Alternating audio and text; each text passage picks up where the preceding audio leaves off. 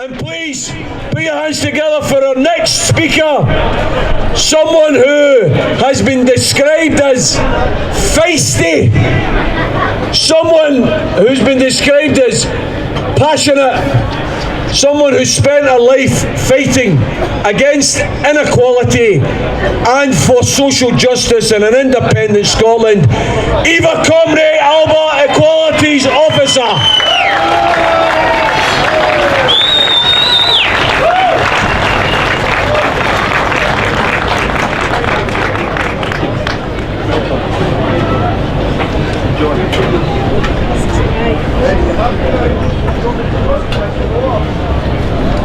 Fellow Scots, our independence movement recognises that in the history of our ancient nation there have lived giants whose names are proudly etched in our books and in our hearts.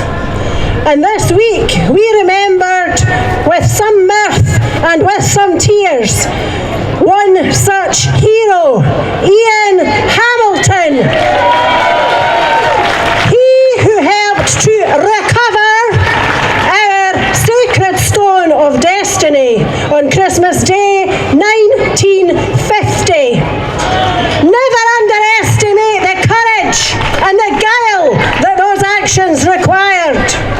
To break into Westminster Abbey, repatriate the stone and keep it safe.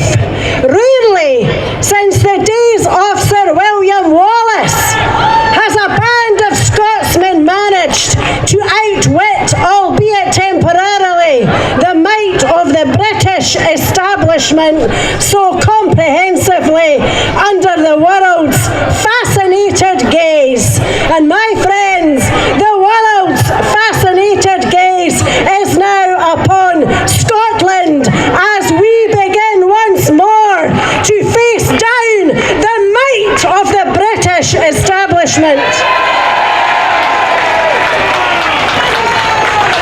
Ian Hamilton and his accomplices, Kay Matheson, Gavin Vernon and Alan Stewart, their aim was to persuade the people of Scotland to believe in the existence of a Scottish identity, and the symbolism of their escapade proves, because we still speak of them today, that they succeeded. But in 1950, the NHS in Scotland was just 18 months old. Thousands lived in homes with no plumbing and outside toilets. Rickets, TB and polio were rife. And though some folk got a black and white telly in time for the coronation a couple of years later, there was rationing in place until 1954. Homes were heated by coal fire, and folk like my dad had to leave school at the age of 14. But time marched on, and the teddy boys of the 50s were replaced by the beatniks of the 60s. Winnie Ewing and her demands to stop the world, we want to get on, and the discovery of Scotland oil gave us hope. But there was no oil fund for us. No Stavanger and no Stetsons, just a constant jibes. You're too wee, you're too poor, and you're too stupid. But courageous souls, Donald Stewart, Gordon Wilson, Billy Wolfe, Wendy Wood, Willie McRae, Maggie Ewing, and Margot MacDonald. Every one of those giants ensured that our movement continued to build momentum, educate and persuade of the benefits of independence and the restoration to this nation of full economic powers, the powers that we require to realise the potential of the people of this country, the ability to ensure that our people will be warm, fed, healthy, educated and thriving, not cold, hungry, weak, ignorant or failing. And so we fought for our Scottish Parliament despite the gerrymandered referendum in 1979 and the 40% rule. We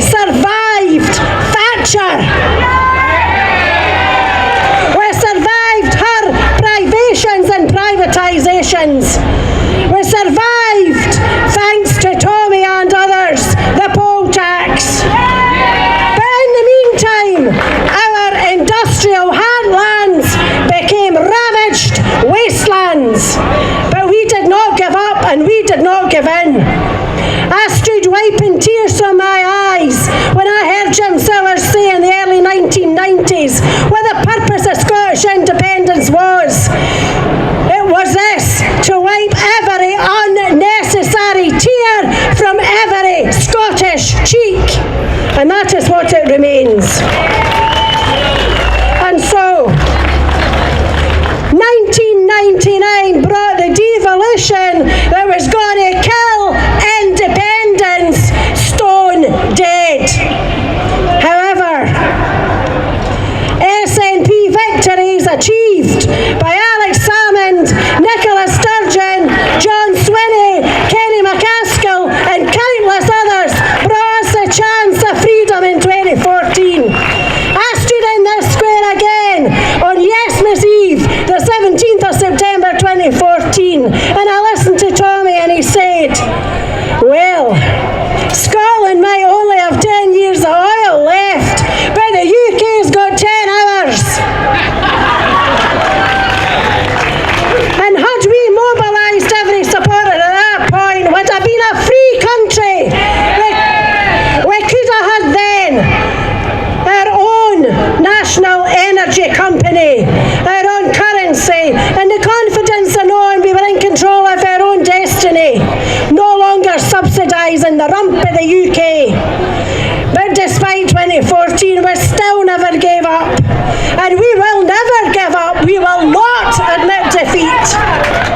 And we know, beyond any shadow of a doubt, that support for our cause is on the rise. And that is why they seek to ridicule us and they seek to divide us at every turn. But not only are we still standing, we are gazing upon a different Scotland than the Scotland of 2014. This is a changed world. We are looking at a political landscape which is barely recognisable. And the new case for independence is not the same as the old. We are the lucky ones because we made it through the pandemic.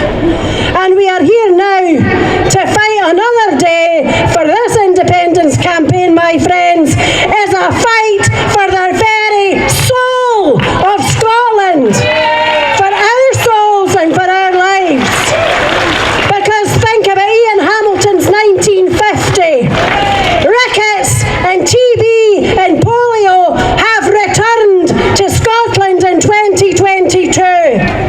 Brexit, which Scotland rejected 2-1, renders our supermarket shelves bare, our economy fractured, inflation in double figures, and grave shortages of skills across the board because we're not in control of our own immigration policy. We're praying for the return of the open fire, because in this energy-rich country, soon 70% of our people will be living in fuel poverty, and we will have, allegedly, daily power cuts of 3 hours at a time. Well, Tory spivs and profiteers stole our past. They will not steal our future. I stood in this square a year ago and I spoke about Scotland's history. Our heroes, world renowned, Jimmy Reid, Ma McGinn, their views of our need for education, employment, self-respect and community. Well, by God, Scotland needs their fortitude now, more than ever. And 6 weeks ago I listened in this square to heartbreaking life stories of people in recovery, experiences of those who had lost their dearest to addiction. And I learned then that when you're skint and you're down in Scotland in 2022, the cheapest, quickest way to get a heat is a handful of street Valium at 20 pence a pop. We still don't even claim the legal right to have safe consumption rooms. 40% of the children of this city live in poverty, and there are thousands of single working poor working in themselves into an early grave. How the hell is it that a single adult in Scotland can be skint at the end of the week after a hard week's graft and not have the money to eat, let alone heat or have a little leisure? Why are there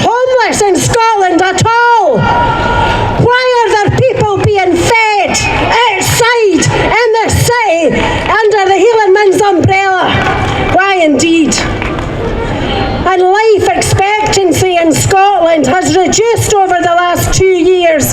When I said I mean it's a fight for our lives, I mean it's a fight for our lives. The price of the union is early, premature death. Death from addictions and suicide and homelessness. And we know now that in Tory austerity, 20,000 Scots perished. For austerity, read state-enforced starvation, privation and hardship, state-imposed slow, torturous death. Such unnecessary grind and want in a land of plenty, where now with a Robin Hood budget, stealing for the poor to give to the rich.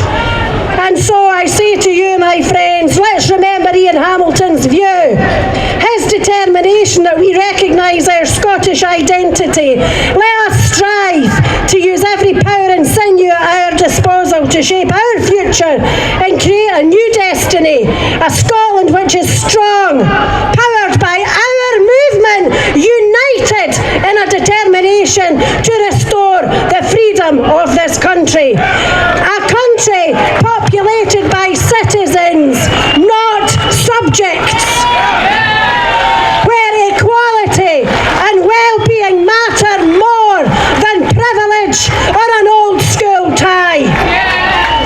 And these current days are hard, and this winter will be a killer for some, but the darkest hours are just before dawn. We will have a new Scottish dawn. And so, my friends, I say, if you cannot fly, you must run. If you cannot run, then walk. If you cannot walk, crawl. But by God, keep going forwards.